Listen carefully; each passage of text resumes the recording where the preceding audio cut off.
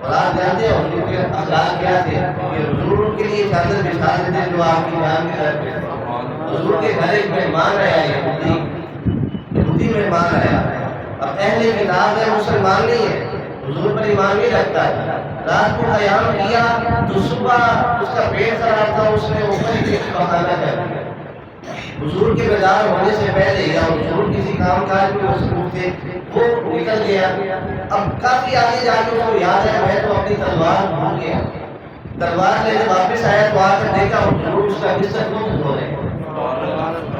جب آیا حضور نے پوچھا کیا بات ہے, یہ نہیں کہا کہ یہ تم نے کیا کرنا ہے, یہ تم نے میری مہمان نوازی کا یہ سلا کیا, نہیں, بلکہ حضور نے کہا کیا ہوا خیریت ہے, تو کہا میں اپنی تلوار بھول گیا.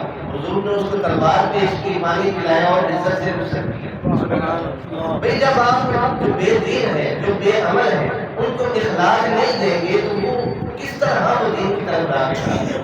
یہ سوچنے والی بات ہے. مسجد میں رہنے والے اگر آنے والے نمازی مہمانوں کا اچھی طرح ان کے ساتھ برتاؤ نہیں رکھتے, ان کا ادب اور ان سے خاطر نہیں رکھتے, ان کے ساتھ عزت سے بات نہیں کرتے, تو کل تو وہ لوگ کیسے مسجد میں آئیں گے. یہ سوچنے والی بات ہے.